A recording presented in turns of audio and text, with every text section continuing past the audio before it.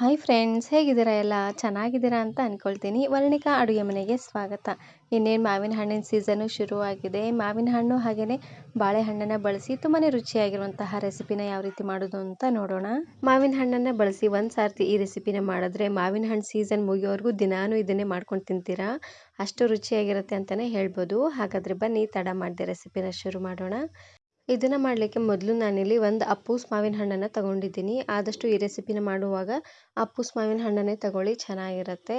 ಹಾಗೆಯೇ 2 ಏಲಕ್ಕಿ ಬಾಳೆಹಣ್ಣನ್ನು ತಗೊಂಡಿದ್ದೀನಿ. ದೊಡ್ಡ ಸೈಜಿನ ಬಾಳೆಹಣ್ಣು ತಗೊಳ್ಳೋ ಹಾಗಿದ್ರೆ ಒಂದನ್ನೇ ಬಾಳೆಹಣ್ಣನ್ನು ಹಾಕೊಳ್ತಾ ಇದ್ದೀನಿ ನೋಡಿ. ಹಾಗಾಗಿ ನಾನಿಲ್ಲಿ 2 ಹಣ್ಣನ್ನು ಹಾಕೊಳ್ತಾ ಇದ್ದೀನಿ.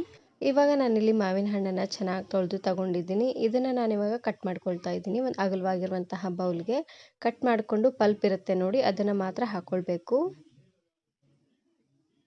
ನೋಡಿ. ಆದಷ್ಟು ಚೆನ್ನಾಗಿ ಹಣ್ಣಾಗಿರುವಂತಹ ಮಾವಿನ ಹಣ್ಣನ್ನು ತಗೊಳ್ಳಿ, ಚೆನ್ನಾಗಿರುತ್ತೆ. ನಾನು ಆಲ್ರೆಡಿ ಮಾವಿನಕಾಯಿನ ಬಳಸಿ ಉಪ್ಪಿನಕಾಯಿನ ಯಾವ ರೀತಿ ಮಾಡೋದು ಅಂತ ಆಲ್ರೆಡಿ ವಿಡಿಯೋ ಅಪ್ಲೋಡ್ ಮಾಡಿದ್ದೀನಿ. ವಿಡಿಯೋ ನೋಡಿಲ್ಲ ಅಂದರೆ ಈ ವಿಡಿಯೋ ಕೊನೆಯಲ್ಲಿ ಹಾಕಿರ್ತೀನಿ ನೋಡಿ, ಚೆಕ್ ಮಾಡಿ.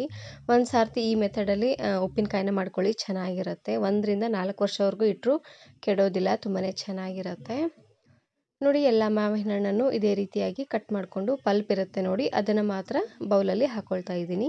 ನಾನಿಲ್ಲಿ ಒಂದು ಹೊತ್ತಿಗೆ ಇಬ್ಬರಿಗೆ ಆಗುವಷ್ಟು ಮಾಡಿ ತೋರಿಸ್ತಾ ಇದ್ದೀನಿ. ನೀವು ಸ್ವಲ್ಪ ಜಾಸ್ತಿ ಜನಕ್ಕೆ ಮಾಡ್ಕೊಳ್ಳೋ ಹಾಗಿದ್ದರೆ ಮಾವಿನ ಹಣ್ಣು ಹಾಗೆ ಬಾಳೆಹಣ್ಣನ್ನು ಸ್ವಲ್ಪ ಜಾಸ್ತಿ ಅನ್ನೋಂಗೆ ತಗೊಳ್ಳಿ.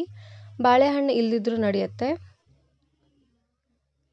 ನೋಡಿ. ಈ ರೀತಿಯಾಗಿ ಉಳಿದಿರುವಂತಹ ಮಾವಿನ ಹಣ್ಣನ್ನು ಸಹ ಪಲ್ಪನ್ನು ತಗೊಂಡು ಇವಾಗ ನಾನಿಲ್ಲಿ ಸ್ಮ್ಯಾಶ್ ಮಾಡ್ಕೊಳ್ತಾ ಇದ್ದೀನಿ. ಲೈಟಾಗಿ ಸ್ಮ್ಯಾಶ್ ಮಾಡ್ಕೊಳ್ಬೇಕು.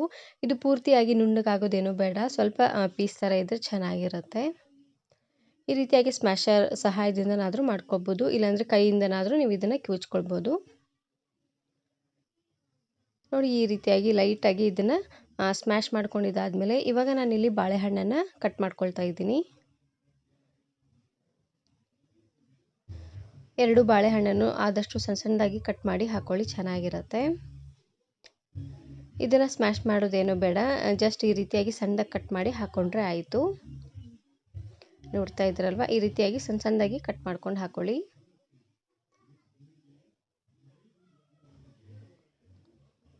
ನೋಡಿ. 2 ಬಾಳೆಹಣ್ಣನ್ನು ಇದೇ ರೀತಿಯಾಗಿ ಸಣ್ಣದಾಗಿ ಕಟ್ ಮಾಡಿ ಹಾಕ್ಕೊಳ್ಳಿ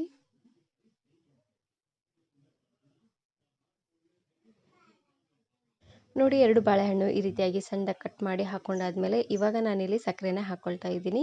ಸಕ್ಕರೆನಾದರೂ ಹಾಕ್ಕೊಳ್ಬೋದು, ಇಲ್ಲಾಂದರೆ ಬೆಲ್ಲನಾದರೂ ಹಾಕ್ಕೊಳ್ಬೋದು.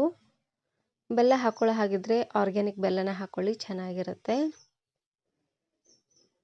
ಮಾವಿನ ಹಣ್ಣು ಜಾಸ್ತಿ ಸ್ವೀಟ್ ಆಗಿದ್ದರೆ ಒಂದು ಅರ್ಧ ಕಪ್ ಹಾಕ್ಕೊಂಡ್ರೆ ಸಾಕಾಗುತ್ತೆ. ಸ್ವಲ್ಪ ಹುಳಿಯಾಗಿದೆ ಮಾವಿನ ಹಣ್ಣು ಅನ್ನೋ ಹಾಗಿದ್ರೆ 1 ಕಪ್ಪು ಅಥವಾ 1.5 ಕಪ್ ಆಗುವಷ್ಟು ಸಕ್ಕರೆನ ಹಾಕ್ಕೊಳ್ಳಿ, ಚೆನ್ನಾಗಿರುತ್ತೆ. ಇದಕ್ಕೆ ಸ್ವಲ್ಪ ನೀರನ್ನು ಹಾಕ್ಕೊಂಡು ಮಿಕ್ಸ್ ಮಾಡ್ಕೊಳ್ತಾ ಇದ್ದೀನಿ. ಬೆಳಗ್ಗೆ 11-12 ಗಂಟೆ ಅಷ್ಟೊತ್ತಿಗೆ ಮಾಡಿ ಮಧ್ಯಾಹ್ನ 2 ಅಥವಾ 3 ಗಂಟೆ ಹೊತ್ತಿಗೆ ಇದನ್ನು ಸರ್ವ್ ಮಾಡ್ಕೊಳ್ಬೋದು, ತುಂಬಾ ಚೆನ್ನಾಗಿರುತ್ತೆ. ತಕ್ಷಣಕ್ಕೆ ಬೇಕು ಅನ್ನೋ ಹಾಗಿದ್ರೆ ಸಕ್ಕರೆನ ಗ್ರೈಂಡ್ ಮಾಡಿ ಹಾಕ್ಕೊಳ್ಳಿ ನೋಡಿ. ಚೆನ್ನಾಗಿ ಇದನ್ನು ಈ ರೀತಿಯಾಗಿ ಮಿಕ್ಸ್ ಮಾಡಿದ್ರೆ ಆಯಿತು. ತುಂಬಾ ರುಚಿಯಾಗಿರುವಂತಹ ಮಾವಿನ ಹಣ್ಣಿನ ಶ್ರೀಕರಣಿ ರೆಡಿಯಾಗಿ ಹೋಗಿಬಿಡುತ್ತೆ.